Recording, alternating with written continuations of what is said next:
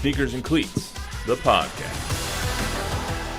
Let's get to Trey Jones talked about Coach Pop's communication with them yesterday. Let's get to that first, and then have Dusty empty out the notebook for us on Coach Pop.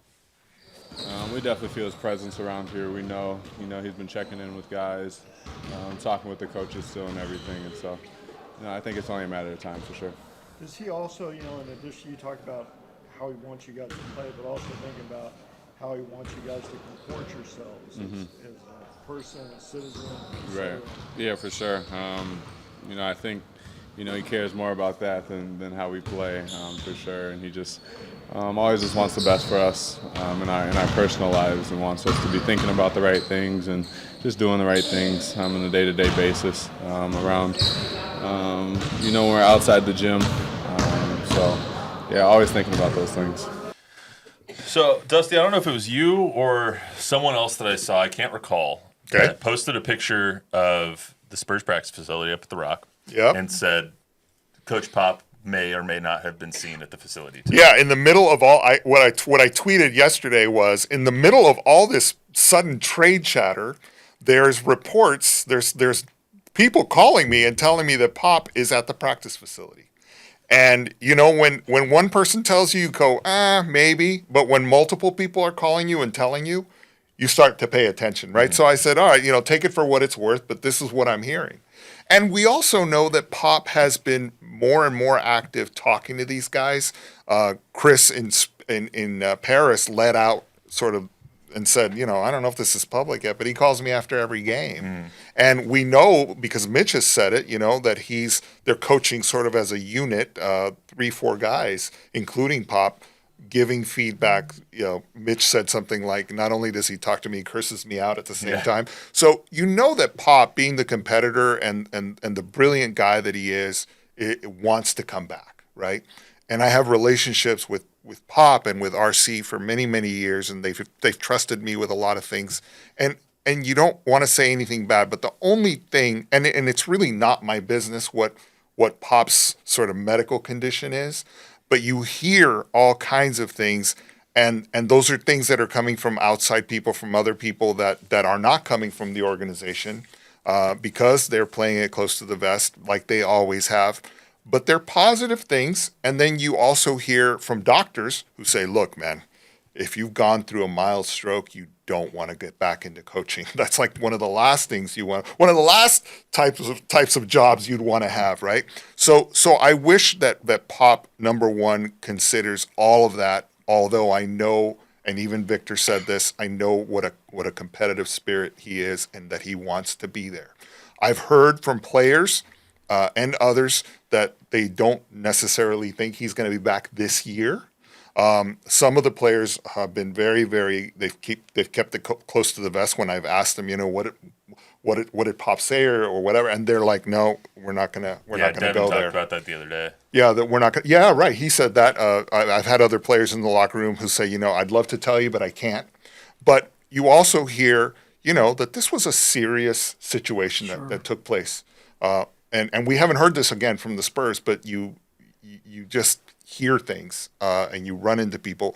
The Spurs keep 4 ambulances right outside the AT&T Center most nights for people who might fall ill, or whatever. Luckily, one of those ambulances was there to react quickly when this incident happened. Mm-hmm. Unlike Shams and some of these other, national guys have said, this didn't happen in front of players or whatever. Pop started feeling bad. I understand that he went to his office and called some people and said, I'm not feeling so well. And when they saw him, he wasn't looking very well either. And they were able to get him attention right away, which is critical, and get him to the hospital. Wonderful. That's all wonderful. We hear all kinds of things. I heard one rumor that he might be going to a stem cell clinic in Mexico for non-FDA type treatments for his recovery, which is a smart thing to do. I would be doing the same thing. So, whatever it is, it's his private business, and we should respect that. Right. And he's in our prayers, and we miss him. The biggest thing is that he gets healthy. He just turned 76 this week. Happy birthday, Pop. Yeah, happy birthday. His birthday was on Tuesday, one day after Don's, so happy birthday to Don. Every day is Don Harris's birthday, if you ask him. Does their record or anything to do with them on the court dictate his timeline back? Like if they're out of the playoffs by the middle of March, but he's ready to come back, does he come back? I think he would, right? I mean, if he was physically I think when he's physically ready, I think he would come back no matter what the timeline is. But that's the big what if in all this, right? Because of all the things that have been said publicly by the organization, the two things that they've still never come out and said were given was a timeline and what it is that he needs to do to get back. Well, We've seen Pop, those are the unanswered questions that never get answered. We've seen Pop take a back seat before, though, and maybe he does give Mitch Johnson the rest of the season if they're out of it. Let's say they go on a losing streak here in the next month and a half, and he's out of it by March, but he's healthy enough to come back for the last 12 games, and he says, you know what? I'll keep doing what I'm doing. Mitch is going to be a head coach in this league eventually anyway, so let's give Mitch the rest of the season, and I could see Pop doing that. Well, it may also be a serious enough situation that he is not physically able to come back. And that's a for sure possibility. It's a very, very, very big possibility from what I have heard, okay? There's one thing in the Spurs press release that addressed this situation and the severity of it because, again, everybody's been trying to kind of calm the situation down and say, oh, it's just a mild stroke.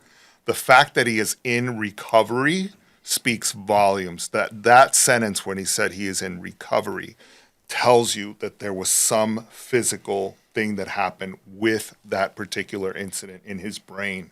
And that's also probably why we haven't seen him, because there's something that's serious. And again, like I really hope that Pop considers that when it comes to his grandchildren and his family and so forth, because we know he lives and loves basketball. But there are some things that are more, and even Pop would say this, there are some things that are bigger than basketball. Right? Absolutely. So. Yep. Well, that's all we got for today on the Sneakers and Cleats podcast. I think that was more than anyone would bargain for. I think that was fantastic. Absolutely. Dusty Garza of Spurs Report, thank you so much for joining us today. Chuck, thanks for giving us some time. Appreciate you, as always. Glad to be here. I felt this was a very good learning lesson. I know, you could have just sat. You could have just sat over there. We should have just had. That's right. I was over here to cough in your ear. That's why I wear these. Yeah. Anyway, so that's all we got for today on the Sneakers Cleats podcast. Remember, download, rate, review, subscribe, give us a 5-star rating, tell a friend, tell an enemy. We'll be back on Monday when some trades could be made. You never know. I'll be at the game on Saturday. Fun fact: I'm going to the game on Saturday against the Heat, and I'm a Heat fan, so I was hoping to see Jimmy Butler. Now. Don't care about seeing Jimmy Butler. I just hope it's over by then. Yeah. That's good because he probably won't be. He definitely won't be there. So maybe I'll be traded by then. Who knows? But anyway, we look forward to good hair though, Jimmy Butler. Good hair, man. You and hair. That's a good look, man. That's a slick look. We'll see you back here on Monday.